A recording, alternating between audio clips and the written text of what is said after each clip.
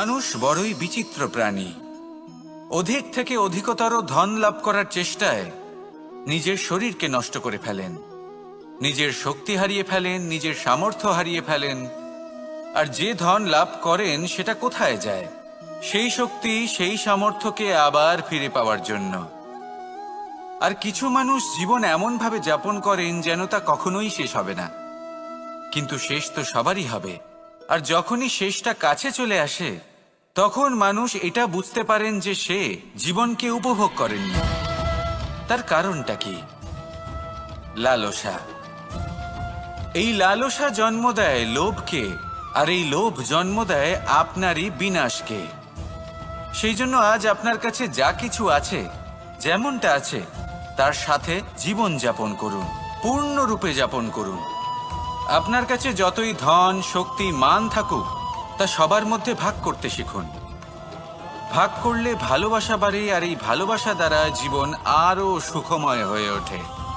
তাহলে আসুন আর আমার সাথে ভালোবেসে বলুন, রাধা রাধা। মন।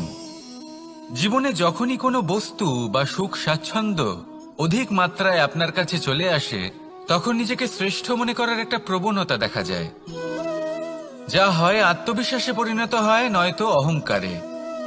এবার আত্মবিশ্বাস আর অহংকারের মধ্যে অনেক বড় পার্থক্য রয়েছে। আমি এটা করতে পারি, আমি ওটাও করতে পারি, এ হলো আত্মবিশ্বাস। শুধুমাত্র আমি এটা করতে পারি, শুধুমাত্র আমি ওটাও করতে পারি, আমি হলাম সর্বশ্রেষ্ঠ, এটা হলো অহংকার। এবার এই অহংকার এর ধ্বনি অনেক দূর প্রবাহিত হয়, আর এর প্রহার সর্বপ্রথম আপনাকে বিপর্যস্ত করে। এবার এই অহংকার এর বিপরীত শব্দ হলো বিনয়, অর্থাৎ নিজের ঊর্ধ্বে উঠে অন্যের বিষয় ভাবনা চিন্তা করা, সংসারের বিষয়ে ভাবা। এই বিনয়ী হবার চেষ্টা করুন, একের থেকে অনেক হওয়ার চেষ্টা করুন এবং একসাথে থাকার চেষ্টা করুন। নিশ্চিত রূপেই আপনি বিকাশের কারণ হবেন। মত্ততা থেকে নিজেকে দূরে রাখুন, অহংকার থেকে নিজেকে দূরে রাখুন। এই মন প্রসন্ন হয়ে বলবে, রাধা রাধা। জীবনে যখন কোনো ব্যক্তি নিজের লক্ষ্য প্রাপ্তির জন্য নিরন্তর পরিশ্রম করতে থাকেন, চেষ্টা করতে থাকেন, তখন তিনি কষ্ট অনুভব করেন, কখনো শারীরিক কষ্ট, কখনো মানসিক কষ্ট। এবার উনি এটা ভাবতে থাকেন যে আমি কি উচিত করছি নাকি অনুচিত করছি।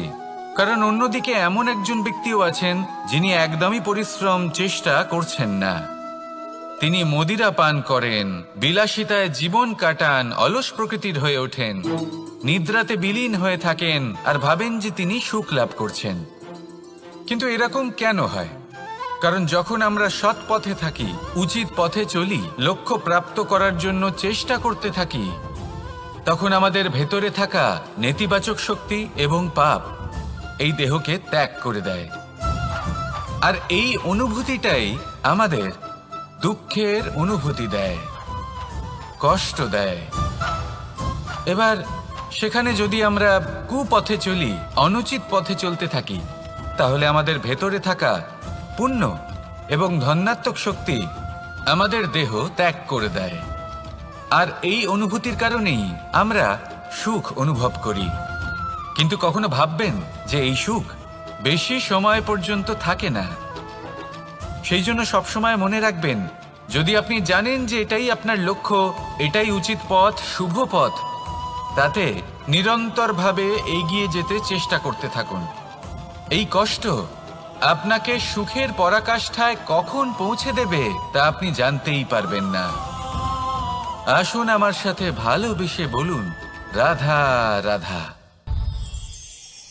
ঈর্ষা আমাদেরই মনে বসবাস করা আরো একটা শত্রু।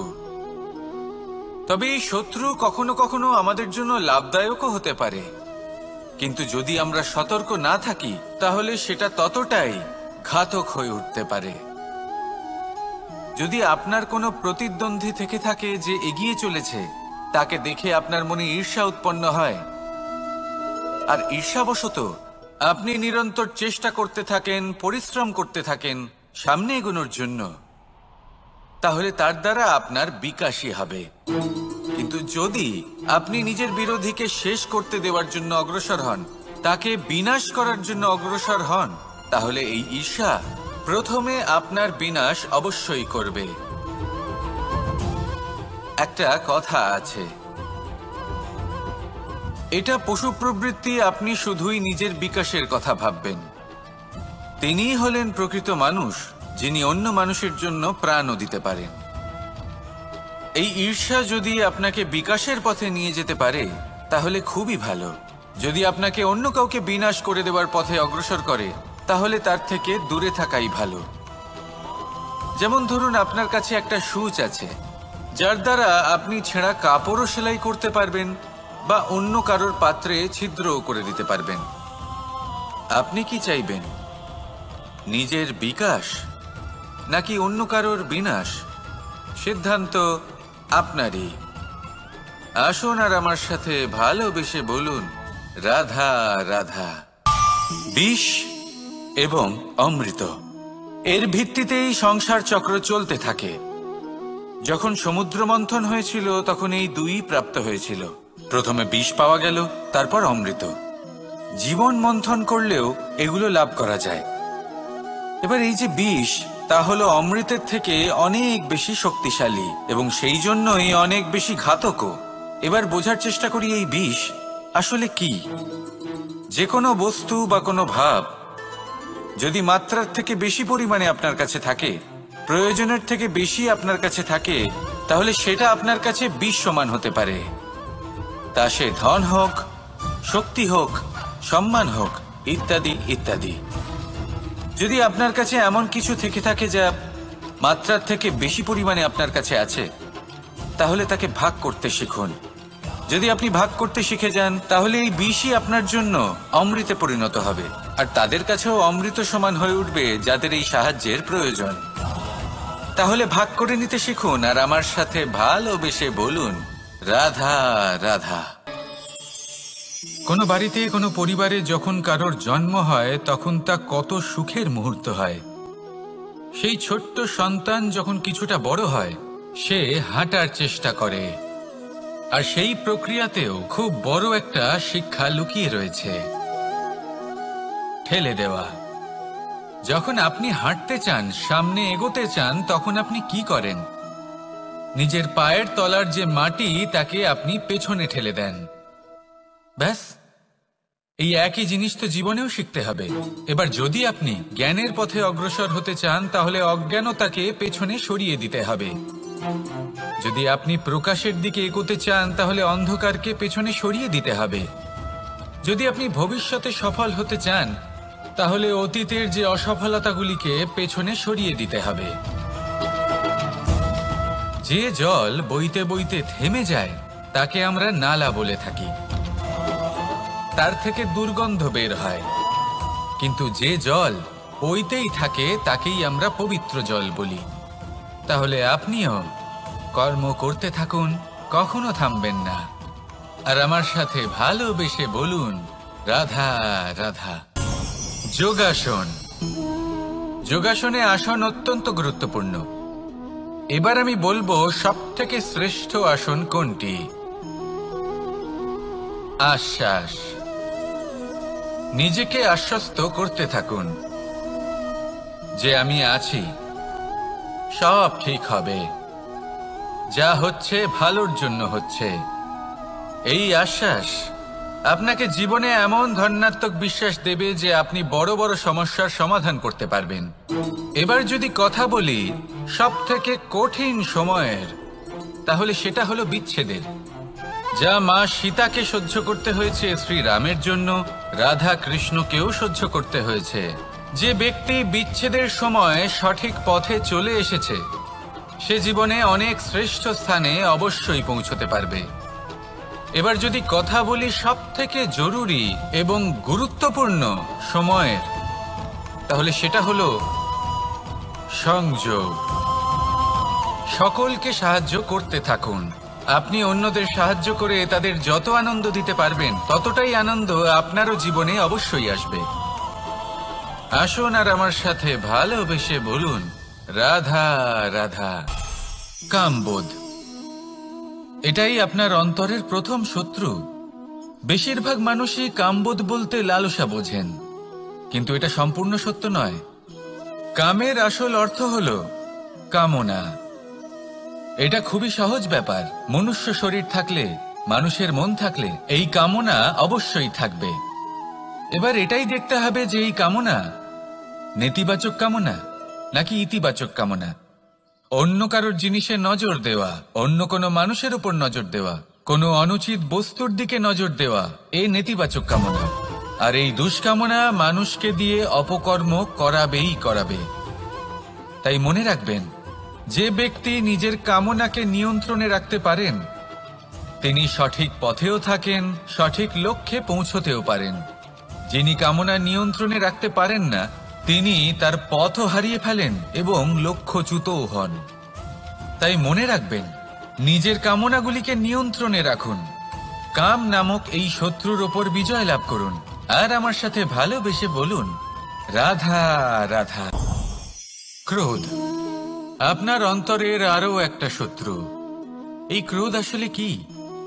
আপনার মনের এক ভাবনা, যা আপনার মনেই উৎপন্ন হয়।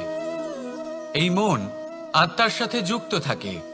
এখন একটা ভাবনা যা আত্মার সাথে যুক্ত থাকে তাকে অনুচিত কেন বলা হয় সেটা বোঝার চেষ্টা করুন।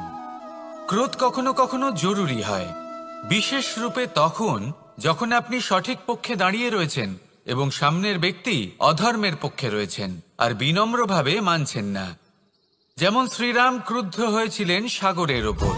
ওটা উচিত ছিল, আর তা ততক্ষণই উচিত যতক্ষণ আপনি ক্রোধকে নিয়ন্ত্রণ করছেন।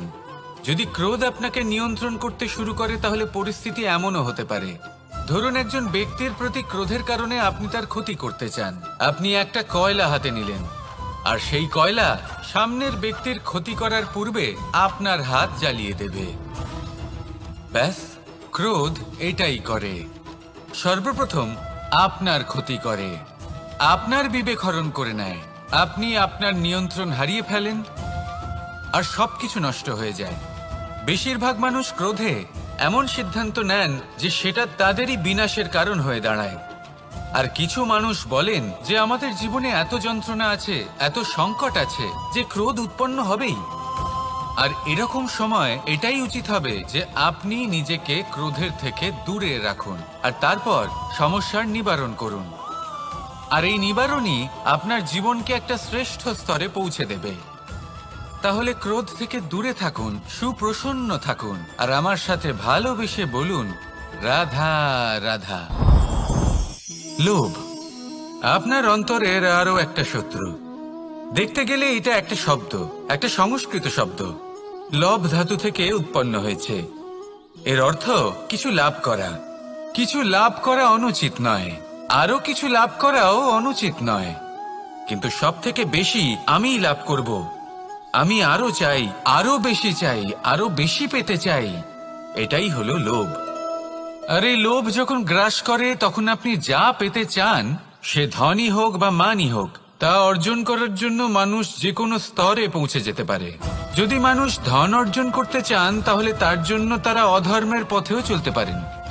যদি সম্মান অর্জন করতে চান তাহলে অন্য মানুষকে ছোটও করতে পারেন। শেষ পর্যন্ত আপনার এটা মনে হতে পারে যে যদি একটু অল্পই প্রাপ্ত করতাম কিন্তু ভালোবেসে প্রাপ্ত করতাম, এই জীবন আরো অনেক বেশি সুখী হতো। লোভ আপনার জীবনে, আপনার মনে কখন যে প্রবেশ করবে সেটা আপনি জানতেও পারবেন না। তাই এটা চিনতে শিখুন আর তৎক্ষণাৎ জীবন থেকে বাইরে ফেলে দিন। যা কিছু লাভ করতে চান তা ভালোবেসে লাভ করুন আর সেই ভালোবাসার সাথেই বলুন, রাধা রাধা। মোহ আপনার অন্তরের আরো একটা শত্রু। এবার মানুষ প্রেম আর মোহের মধ্যে পার্থক্য বুঝতে পারে না। কিছু মানুষ ভাবে যে মোহর মধ্যে খারাপ কি আছে। যদি কোনো মানুষের তার বাবা মার প্রতি, তার সন্তানের প্রতি মোহ থাকে তবে খারাপ কি আছে? খারাপ আছে, আর সেটা তাদের জন্য খারাপ হতে পারে যাদের প্রতি আপনার এই মোহ আছে। এবার মোহ আর প্রেমের মধ্যে পার্থক্য আপনাকে বোঝাচ্ছি। মোহ শুধুমাত্র পেতে চায়, সেখানে প্রেম শুধুমাত্র দিতে শেখায়। এই দুই পরিস্থিতিতেই আপনার হাত প্রসারিত থাকে। মোহের ক্ষেত্রে কোনো বস্তু বা কোনো ব্যক্তিকে লাভ করার জন্য, আর প্রেমে শুধুই প্রদান করার জন্য। মোহর বশে আপনার পায়ে বাঁধন পড়ে যেতে পারে। যদি মাতা পিতার তার সন্তানের প্রতি মোহ থাকে, তাহলে তারা তাদের সন্তানকে কখনো দুঃখে, চিন্তায়, যন্ত্রণায় দেখতেই পারবে না। সেই জন্য তারা সন্তানকে বেঁধে রাখতে চান একটা সুরক্ষিত ক্ষেত্রে, যেখান থেকে না তারা সংসারকে দেখতে পায়, না পরখ করতে পারে, না কিছু শিখতে পারে, না বিকট পরিস্থিতির সম্মুখীন হতে পারে। ঠিক যে কারণে তারা দুর্বল হয়ে পড়ে, অজ্ঞানী হয়ে ওঠে। তাদের বিকাশ সেখানেই স্তব্ধ হয়ে যায়, আর সেখানে প্রেম শুধুমাত্র বিকাশের পথে নিয়ে যায়। মা বাবা যদি সন্তানকে ভালোবাসেন, তাহলে তাকে ছেড়ে দেন যে যাও সংসারকে দেখো, পরখ করো আর শেখো। কিভাবে এর সাথে লড়াই করতে হবে সেটা নিজে শেখো। নিজের শক্তি নিজেই বাড়িয়ে তোলো, নিজের পথ চয়ন করো। সেই জন্য এই মোহর শিকল ভেঙে ফেলুন আর প্রেমকে আপন করে নিন। আর এই প্রেম দ্বারাই বলুন, রাধা রাধা। আলস্য আপনার আরো একটা অত্যন্ত বড় শত্রু, যা আপনার মনের মধ্যে বসবাস করে আর ধীরে ধীরে আপনার কার্য শরীরের একটা অংশ হয়ে ওঠে। সব কাজে দেরি করিয়ে দেয়, সবকিছু নষ্ট করে দিতে পারে এই আলস্য। এই কাজ আজকে হলো না, কোনো ব্যাপার নয়, কালকে করে নেব। প্রকৃতি আমাদের এটা শেখায় না। ভেবে দেখুন, যদি সূর্য এটা ভাবে যে কাল উদিত হব না, কিছুদিন পরে উদয় হব, তাহলে কি হবে? সমগ্র পৃথিবীর বিনাশ হয়ে যাবে, ঠিক কিনা? দেখুন, এই আলস্য নিয়ে খুব সুন্দর একটা কথা আছে, আলস্যস্য কুত বিদ্যা। অর্থাৎ যিনি অলস হয়ে বসে থাকেন তিনি বিদ্যা লাভ করেন না, জ্ঞান লাভ করেন না, আর জ্ঞান না থাকলে তিনি ধন অর্জন করতে পারেন না। তার জীবনে সুখ স্বাচ্ছন্দ্যের অভাব থাকে, বন্ধুর অভাব থাকে। যেখানে সুখ স্বাচ্ছন্দ্য নেই, মিত্র নেই, আপনজন নেই, জ্ঞান নেই, সেখানে আনন্দ কিভাবে বাস করতে পারে? সেই জন্য কথায় আছে, যিনি কর্ম করেন তিনি এই সংসারে যে কোনো সুখ স্বাচ্ছন্দ্য ভোগ করতে পারেন। তাই কর্ম করুন, সময়কে সম্মান করুন, আর এই আলস্যের উপর বিজয় লাভ করুন। আর আমার সাথে ভালোবেসে বলুন, রাধা রাধা।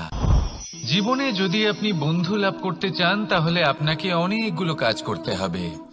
প্রথমে একজন যোগ্য পাত্র সন্ধান করতে হবে, তারপর তার সাথে সময় কাটাতে হবে, সুখ দুঃখে তার সাথে থাকতে হবে, তবে গিয়ে সে বন্ধু হবে।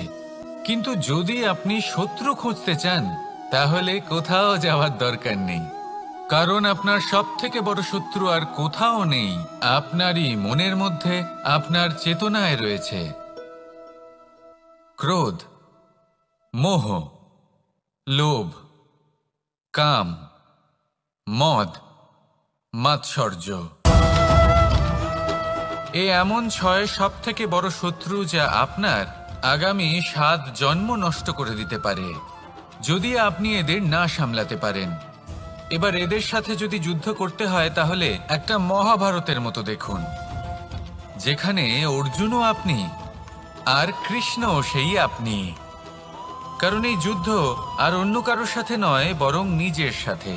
এগুলো অন্তর মনের যুদ্ধ, আর এটা জয় করা যেতে পারে নিয়ন্ত্রণ এবং অনবরত চেষ্টার দ্বারা।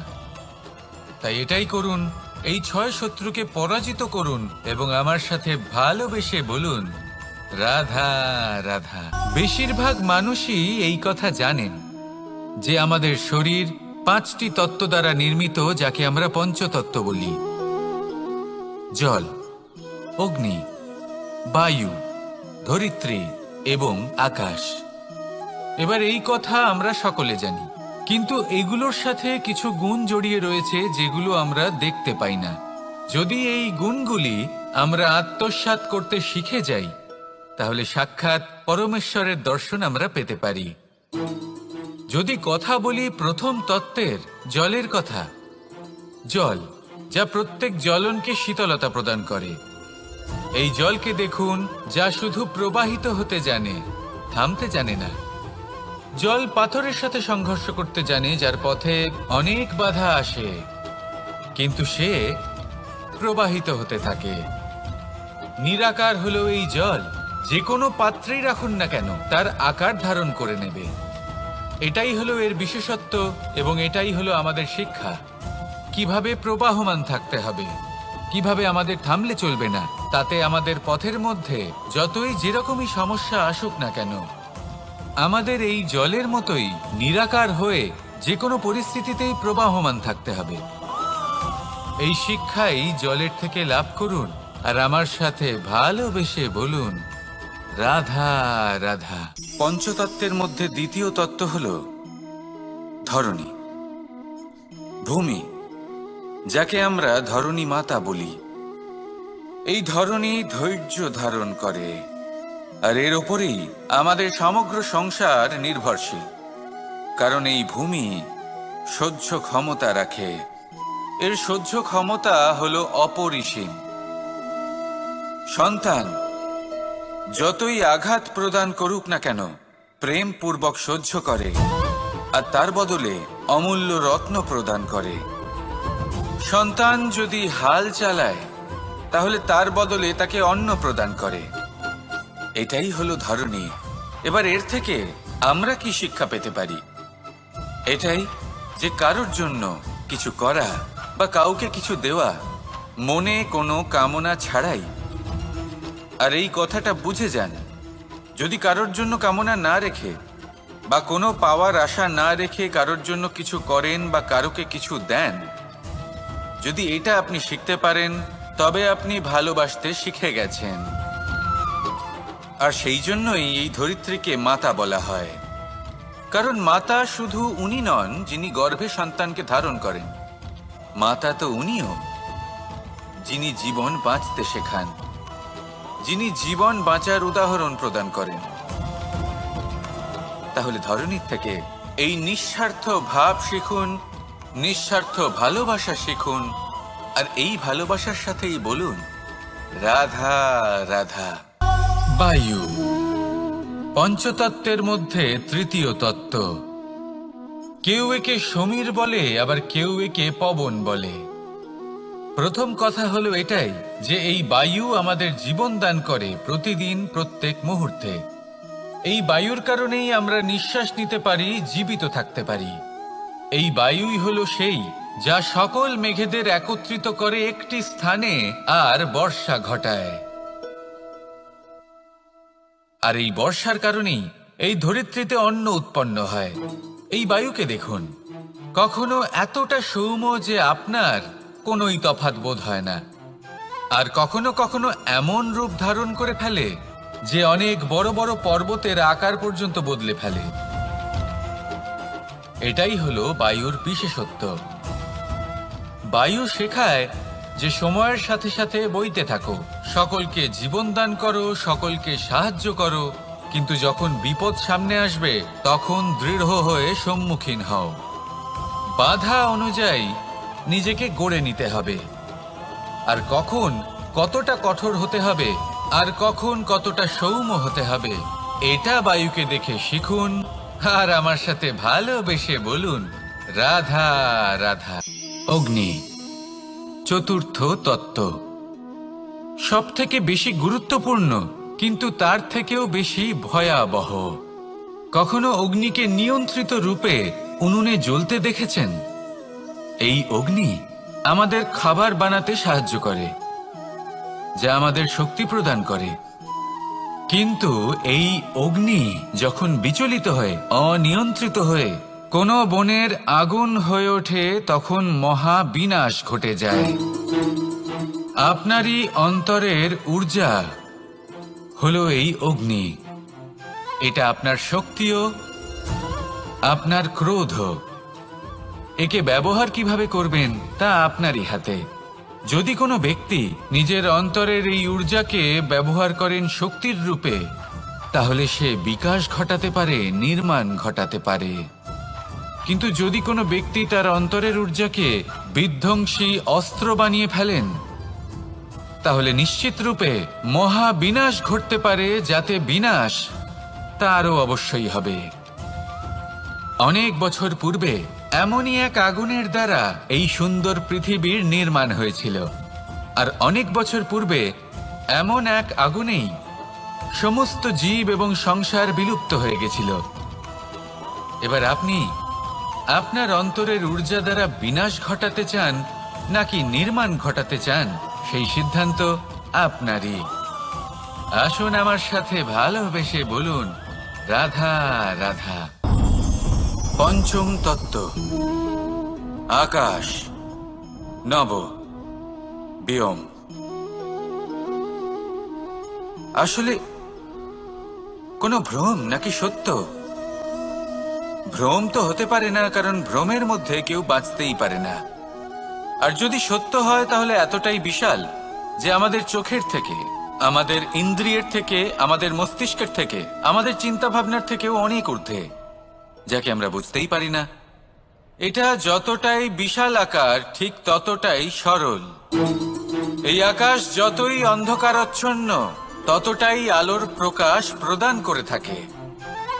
দেখতে গেলে এ হলো জীবনের সঞ্চালক, কিন্তু যদি ক্রুদ্ধ হয়ে যায় তাহলে প্রাণ কেড়ে নিতেও দ্বিধা বোধ করে না। এই আকাশ শুধুমাত্র পৃথিবী লোক নয়, বরং এই সমগ্র ব্রহ্মাণ্ডকে, এই সমগ্র সৃষ্টিকে, এর প্রত্যেকটা তারাকে, প্রত্যেকটা গ্রহকে একটা বিশেষ স্থান প্রদান করে। এর নিজের কোনোই অস্তিত্ব নেই, কিন্তু সকলকে অস্তিত্ব প্রদান করে। এটাই হলো এই আকাশের মাহাত্ম্য। এই আকাশই হলো মাহাত্ম্যের প্রতিরূপ, যা আমাদের ভাবনা দ্বারা উৎপন্ন হয়। আপনিও আকাশের মতো এই বোধকে আপন করে নিন। আপনার জীবনও আকাশের মতন মহান এবং বিশাল হয়ে উঠবে। আর তখনই মন সুপ্রসন্ন হয়ে বলবে, রাধা রাধা। কাম, তৃতীয় পুরুষার্থ। এবার অধিকাংশ মানুষই কাম বলতে বিলাসিতা, বাসনা, লালসা মনে করে ফেলে। আসলে এমন কিছুই নয়। কামের বাস্তবিক অর্থ কি? কামের বাস্তবিক অর্থ হল কামনা। প্রতিটা ব্যক্তি, প্রতিটা মানুষ, প্রতিটা জীব এই সংসারে কোনো না কোনো বিশেষ কারণে আসে। সেই কারণকে পূর্ণ করার জন্য কর্ম করাকে কাম বলে। এখন সেটা সবার জন্য ভিন্ন হতে পারে। কারোর কাছে সেটা জ্ঞান অর্জন করা হতে পারে, আবার কারোর কাছে নির্মাণ করা হতে পারে। কারোর জন্য পরিবারকে সঞ্চালন করা হতে পারে, আবার কারোর জন্য এই সংসার থেকে পাপ দূর করা হতে পারে। কিন্তু সবথেকে গুরুত্বপূর্ণ হলো যে মানুষ যেন নিজের কর্ম ঠিক করে করে, সম্পূর্ণ যত্ন নিয়ে করে। তৃতীয় পুরুষার্থ মানে এই কাম। এটার অনুচিত অর্থ নিজেকে বোঝানো মানেই সমগ্র জীবনকে অর্থহীন করে দেওয়া। তাই প্রেম দ্বারা আপনার এই সংসারে আসার কারণটাকে অনুসন্ধান করুন, আর এই প্রেমের সাথেই বলুন, রাধা রাধা। এবার এই পুরুষার্থের বিষয়ে আপনারা অবশ্যই শুনেছেন, মোক্ষ, চতুর্থ পুরুষার্থ। আপনারা কি জানেন এই মোক্ষ আসলে কি? ধর্ম, অর্থ, কামনার পালন করতে করতে মৃত্যু লাভ করা, এটাই কি মোক্ষ? না, মোক্ষ হলো সেটাই যা জন্ম এবং মৃত্যুর ঊর্ধ্বে। প্রত্যেক ব্যক্তি, প্রত্যেক জীবই সংসারে কোনো না কোনো বিশেষ প্রয়োজনে আসে।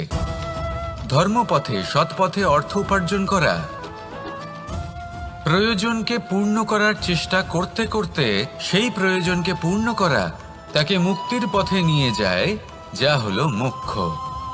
যদি এই মোক্ষ লাভ না হয় তাহলে মানুষ জন্ম এবং মৃত্যুর এই চক্রে বারবার ফিরে আসবে।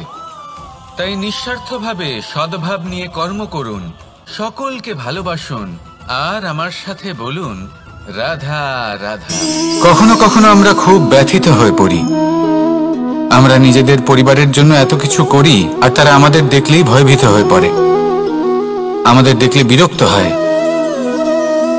কখনো নিজেদের সন্তানকে বিকাশের পথে অগ্রসর করার জন্য আমরা তাদের উপর একটু জোর দিই যাতে তারা পরিশ্রম করে, কিন্তু সেই সন্তান আমাদের উপর বিরক্ত হয়ে পড়ে। কখনো সন্তানকে সঠিক শিক্ষা দেওয়ার জন্য আমরা তাদের কিছু সীমা নির্ধারিত করি, তখন সেই সন্তানের চোখে নিজেদের জন্য আমরা ঘৃণা দেখতে পাই। মানুষ কেন ব্যথিত হবে না? দেখুন, যখন সূচের দ্বারা আপনি বস্ত্র সেলাই করেন তখন সূচের আঘাত সেই বস্তুকে সহ্য করতে হয়, কিন্তু তাতে সেই সূচ বা আপনার উদ্দেশ্যে কোনো প্রভাব পড়া উচিত নয়, কারণ আপনি তো আপনার কর্ম করছেন, আর তাও পূর্ণ নিষ্ঠা ভরে, এবং অবশেষে আপনার উদ্দেশ্য শুভ প্রমাণিত হবে। তাই কেউ বিরক্ত হচ্ছে বলে বা কারোর চোখে নিজের প্রতি ঘৃণা দেখার ভয় কখনো পিছিয়ে যাবেন না। কষ্ট না করে বিকাশ সম্ভব নয়। কর্ম করতে থাকুন, সবকিছু শুভ হবে। আসুন আমার সাথে ভালোবেসে বলুন, রাধা রাধা। মাতা পিতার মনে সবসময় এই বাসনা বাস করে যে ওনাদের সন্তানের যেন মঙ্গল হয়।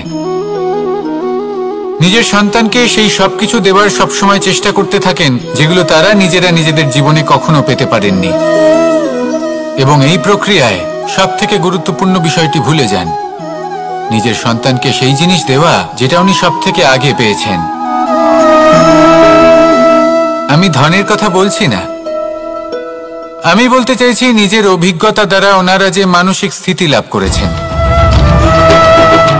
ওনারা যে মর্যাদা লাভ করেছেন, যে শিক্ষা ওনারা লাভ করেছেন, সবার আগে নিজের সন্তানকে সেটা দেওয়া প্রয়োজন। সেটা যদি নিজের সন্তানকে দিতে পারেন তাহলে এই সন্তান জীবনে তার পথে এগোতেও পারবে, ধন অর্জন করতে পারবে এবং শক্তিশালী অনুভবও করতে পারবে। সেই জন্য সন্তানকে সবার আগে সেটা দান করুন যেটা সব থেকে বেশি মূল্যবান। সেটা দিন যেটা আপনি সবার আগে লাভ করেছেন। আসুন আমার সাথে ভালোবেসে বলুন, রাধা রাধা। ধন, সম্পদ, ঐশ্বর্য, মানুষ হয় নিজের সৌভাগ্যের দ্বারা এগুলো লাভ করে থাকেন বা কর্মের দ্বারা। সৌভাগ্য আসলে কি? গ্রহের দশা যা প্রত্যেক মুহূর্তে বদলাতে থাকে। কর্মের মাধ্যমে যখন আপনি ধন অর্জন করেন তখন সেই ধন আপনার আগামী প্রজন্ম লাভ করে। সেটা হয় সে ভোগ করে বা তার জন্য তার ভোগান্তি হয়, আর এটা নির্ভর করছে আপনার কর্মের ওপরে। কি কর্ম করেছেন আপনি সেই ধনকে লাভ করার জন্য? যদি আপনি সৎ পথে চলেন, নিষ্ঠা ভরে আপনি কর্ম করে থাকেন এবং তার ফলে আপনি ধন অর্জন করে থাকেন, তাহলে আপনার আগামী প্রজন্ম সেটা ভোগ করবে, সেটা প্রয়োগ করবে নিজের বিকাশের জন্য। কিন্তু যদি আপনি কুকর্ম করে থাকেন, কোন রকম ছলনা করে থাকেন এই ধন লাভ করার জন্য, তাহলে 100% আপনার আগামী প্রজন্মকে এর জন্য ভুগতেই হবে। তাহলে আপনি কি চাইবেন? যে আপনার আগামী প্রজন্ম সুখ ভোগ করবে নাকি আপনার কুকর্মের পরিণাম ভোগ করবে? নির্বাচন আপনারই। আসুন আমার সাথে ভালোবেসে বলুন, রাধা রাধা। কর্ণ, সূর্যপুত্র কর্ণ, স্বয়ং সূর্যের পুত্র, দেবী কুন্তির প্রথম পুত্র। সেই কর্ণ যার একটি বাণ আমার রথকে, সেই রথ যার ওপর মহাবলী অর্জুন বিরাজমান ছিলেন, যার পতাকায় স্বয়ং হনুমান ছিলেন, সেই রথকে তার একটি বাণ ধসিয়ে দিতে পেরেছিল। দৈব কবচ কুণ্ডলধারী কর্ণ, সেই কর্ণ যুদ্ধক্ষেত্রে নিজের সমাপ্তির সম্মুখীন হলেন। কারণ কি ছিল? নির্বাচন। দুর্যোধনের সাথে বন্ধুত্ব রাখার জন্য তার অনুচিত কর্মে কোনোদিন কোনো প্রতিবাদ করেননি, তাকে সঙ্গ দিয়েছেন এই নির্বাচন। যখন দ্রৌপদীর বস্ত্রহরণ হচ্ছিল তখন তাকে বাধা দেওয়ার বদলে নীরব থাকার নির্বাচন, তার বিরোধিতা কখনো না করার নির্বাচন। এই নির্বাচনই কারণ হয়ে দাঁড়ালো কর্ণের পতনে। এই সংসারে সবার উপকার আপনি স্বীকার করতে পারেন, তাকে সম্মানও করতে পারেন, কিন্তু তার সামনে এতটাও নত হবেন না যে নিজের অন্তর্মনের কথাটা আপনি শুনতে না পান। নির্বাচন যদি ধর্মসঙ্গত হয় তবেই তা শুভ হয়। আসুন আমার সাথে ভালোবেসে বলুন, রাধা রাধা। ভীষ্ম একটা মহান নাম, দেবী গঙ্গার সুপুত্র। স্বয়ং বৃহস্পতি এবং পরশুরাম ছিলেন ওনার শিক্ষাগুরু। অত্যন্ত মহান যোদ্ধা ছিলেন, কিন্তু এই মহান যোদ্ধা ইনি ইতিহাসে আজ পর্যন্ত সেই সম্মান পেলেন না যার উনি যোগ্য ছিলেন। কারণ নির্বাচন। রাজ সিংহাসনের সেবা করার প্রতিজ্ঞা নিয়েছিলেন উনি। এবার রাজ সিংহাসনে যেই বসুক না কেন তার সেবা করা, তার প্রত্যেক আদেশ পালন করা, এটাই ছিল ওনার প্রতিজ্ঞা। তা সেই ব্যক্তি উচিত হোক বা অনুচিত, সে উচিত পথে চলুক বা অনুচিত পথে চলুক, সুপাত্র হোক বা কুপাত্র, উনি তার সেবা করতে থাকলেন, তার প্রত্যেক আদেশ পালন করতে থাকলেন, নিজের প্রতিজ্ঞা পালন করতে থাকলেন। ধৃতরাষ্ট্র নেত্রহীন অবশ্যই ছিলেন, কিন্তু এতটাও নেত্রহীন ছিলেন না যে উনি প্রজাদের চোখের জল, ধর্ম অধর্ম দেখতে পাবেন না। উনি সব বুঝতে পারতেন। আর এদিকে ভীষ্ম নিজে প্রতিজ্ঞাবদ্ধ হয়েছিলেন। দুর্যোধন অনুচিত পথে চালিত হচ্ছিল, তাও উনি তাকে সঙ্গ দিতে থাকলেন। আর পরিণামস্বরূপ আজ পর্যন্ত ইতিহাসে উনি সেই স্থান পেলেন না, সেই সম্মান পেলেন না যার যোগ্য উনি ছিলেন। যদি আপনি কোনো প্রতিজ্ঞা করে থাকেন, তা সে যতই কোনো উচিত কারণের জন্য হোক না কেন, যদি আস্তে আস্তে সময়ের সাথে সেই প্রতিজ্ঞা আপনাকে অনুচিত পথে চালিত করে অধর্মের পথে নিয়ে যায়, পাপের পথে নিয়ে যায়, তাহলে সেই প্রতিজ্ঞা ভঙ্গ করা অত্যন্ত আবশ্যক। সময় অনুসারে নিজেকে বদলানো আবশ্যক, নয়তো এই প্রতিজ্ঞা আপনাকে দিয়ে পাপ কর্ম করাবে, কুকর্ম করাবে, আর আপনার বিনাশের কারণ হবে। আসুন আমার সাথে ভালোবেসে বলুন, রাধা রাধা। অশ্বত্থামার মৃত্যু হলো।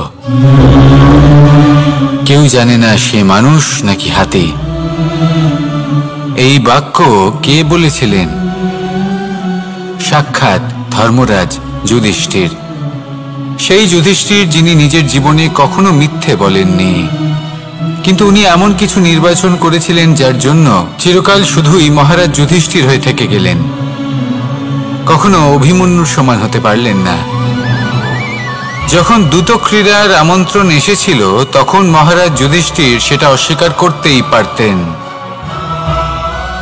কিন্তু করলেন না। অহংকারের জন্য সেই আমন্ত্রণ গ্রহণ করলেন উনি, এবং অহংকারের জন্য করা এই নির্বাচন ওনাকে সাধারণ করে রেখে দিল। নিজের গুরু দ্রোণাচার্যকে পরাজিত করার জন্য একটি মিথ্যে কথা বলেছিলেন। অশ্বত্থামা মারা পড়েছে, আর তারপর গ্লানিমাখা কণ্ঠে ধীরস্বরে বলেছিলেন, জানি না সে মানুষ না হাতি। কিন্তু অর্ধসত্য হোক বা সত্য লুকোনো হোক, তা হল মিথ্যের সমান, এবং প্রত্যেকটি কর্মের ফল মানুষ অবশ্যই ভোগ করে। এই নির্বাচনের কারণে যুধিষ্ঠিরকেও নরকবাস করতে হয়েছিল।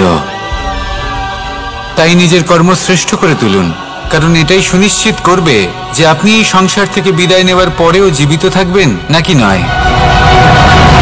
আসুন আমার সাথে ভালোবেসে বলুন, রাধা রাধা। আমাদের জীবনে গুরুজনেরা, জ্ঞানী মানুষজন সবসময় একটা কথা বলেন, ধৈর্য ধরো। শুধুমাত্র দুটো শব্দ, কিন্তু কতটা বিশাল সেটা বোঝার চেষ্টা করুন। ছোট একটা অস্ত্র হাতে নিন এবং একটা বিশাল পর্বতে নিরন্তর প্রহার করতে থাকুন। ধৈর্য ধরে সেই কাজ করতে থাকুন।